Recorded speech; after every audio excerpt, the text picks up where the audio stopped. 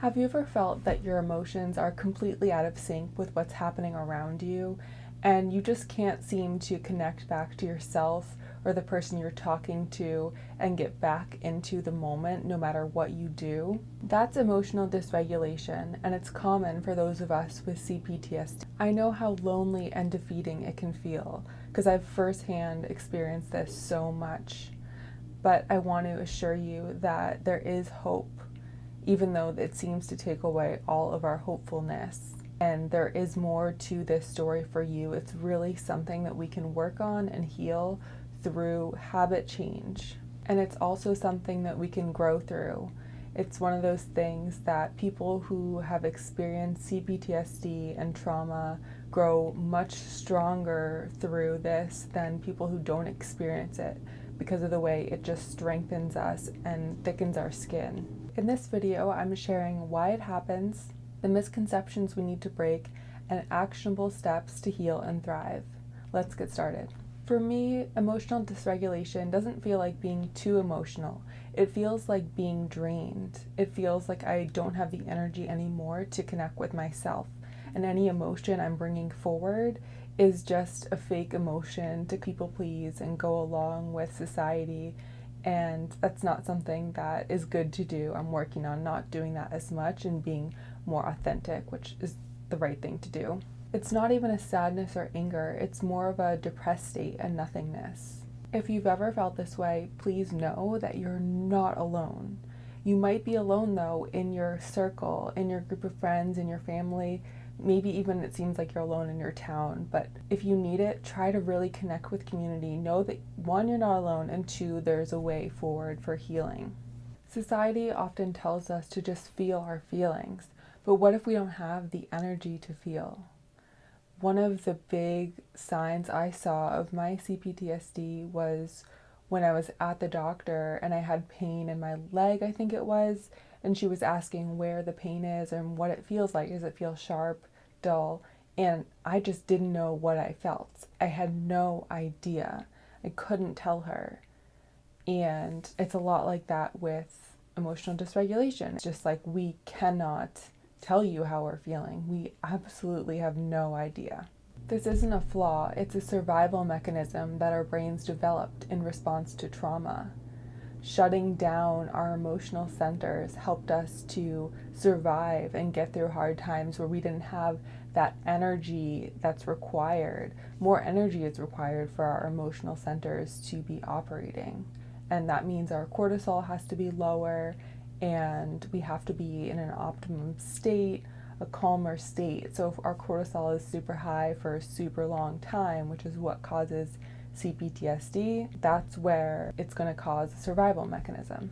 So we have to understand with CPTSD that trauma changes the way that we experience the world, even if our world is safe now. When something triggers us, our body overreacts and goes into survival mode and shuts down. For those of us with CPTSD, this survival response can feel constant, even in safe situations, which is something that makes healing CPTSD so difficult when it's so pervasive in our life, in our brain. But understanding this pattern is the first step towards healing. It's all about just taking baby steps, one step after the other, and we will make progress and heal. Healing doesn't mean never getting dysregulated again. For me, it starts with self-acceptance. I remind myself that it happens to everyone in varying degrees. People will forget my mistakes, and I can always say sorry. This mindset opens the door to the next step, calming down and shifting my state. Now, when we go to shift our state, when we are in emotional dysregulation, it can be really challenging and requires all of our mental energy and our physical self. And so it's really important that we've really completed that acceptance step so that we give ourselves the best chance at the next step of shifting ourselves into a connected state from a dysregulated state. To shift my state, I use a lot of self-compassion and encouragement for myself, telling myself that I can do this, that it seems hard, but I can do it, staying hopeful, really just encouraging myself to get through this, to get to the other side. knowing that I have the power to control my mind, reminding myself of the power of my will, and then using tools. One thing that really helps me is to make a checklist of everything I have to do. It really helps to ground me. Another thing is to change my environment, to go do something else, to go run an errand, something like that, or to go have an uplifting conversation with someone, chit chat. You could have a snack, have a bite of chocolate. You don't want to emotionally eat, but something like that makes you super happy can really help. And then when any of those don't work, it's using multiple of those, which is often the case for me.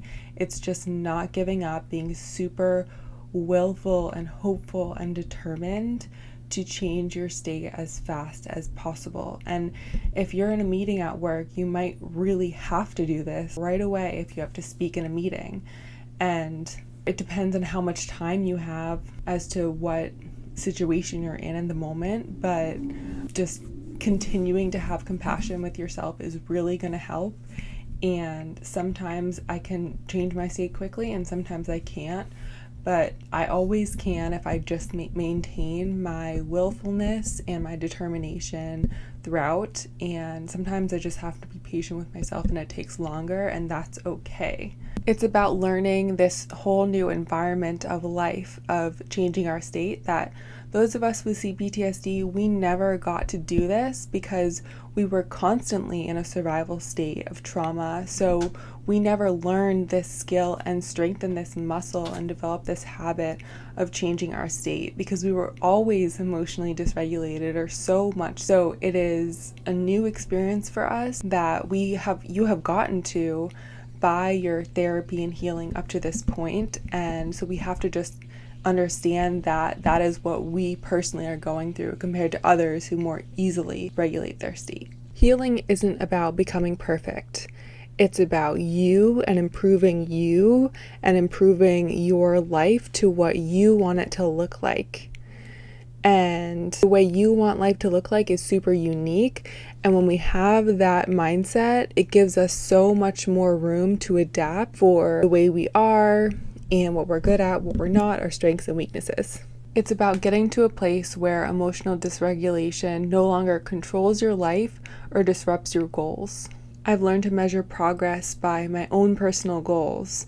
So if one of my goals is that I love connecting with people and really want to connect with more people this year in an authentic way, and emotional dysregulation is getting in the way of it, then that is how I work on improving my dysregulation until I notice that I can connect more with people and that I have reached my own personal goal. We might struggle more with emotional dysregulation for the rest of our lives than some people around us who never had CPTSD. Or maybe not. Maybe they do struggle with it as well, but who is to say what the truth is, and that's not really something that's going to be helpful to get caught up in. The goal isn't to eliminate emotional dysregulation completely, but to be proud of how you're handling it and how you're operating your life with it in check. Because even a little bit of emotional dysregulation can be helpful because it shows us when we're drained. It shows us when something's not right. And one of my therapists said how pretty much for every negative, even anxiety, we do want a little bit of it because it does show us the stopping point for us in our life, and it is a sign of danger that shows up for us in a way that is protection and is a positive in that way. And I think we can see emotional dysregulation similarly. I think one of the biggest challenges for those of us with CPTSD is finding partners who understand our need for time to get in check with our emotions. Emotional dysregulation often means that we need more time than other people for our emotions to catch up with us. And not everyone is patient enough for that. And that's not to say it's a bad thing, it's just a different trait of a different person. I think the best partners and friends for us with CPTSD are people that can give us enough time and space, and they're okay with that. And the same for family, but obviously we can't choose our family. But it just can be really difficult for some people when they can't just ask you how you are, ask you to make a decision, ask you to operate on your emotions when you're not currently in check with your emotions and you need that time, and they just don't have that space for that time.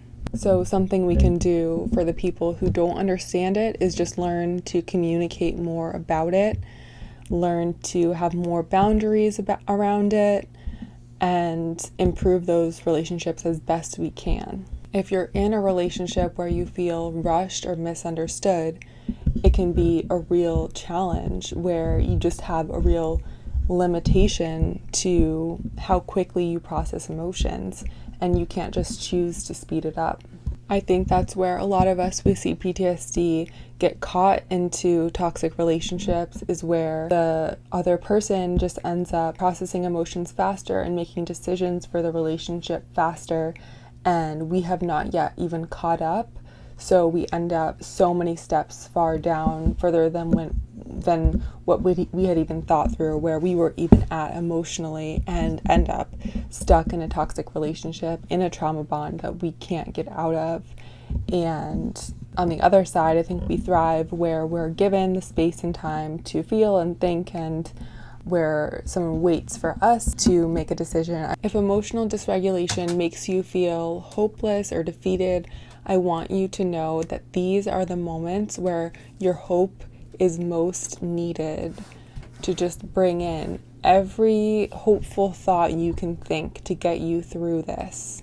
It's really challenging, and I think one of the only things we have in these moments is our hope. This struggle doesn't define you, it shapes you into a more hopeful and resilient version of yourself. If you're looking for more tools or inspiration to keep on your healing journey, please subscribe for more. I'll be adding more videos about healing. I also love to add in science and real fact and studies about what works for healing CPTSD. And please like this video if you liked it. It means a lot. Thank you so much for watching. And let me know in the comments, what's one thing that you found helpful to manage dysregulation? Let's grow together and have an amazing day.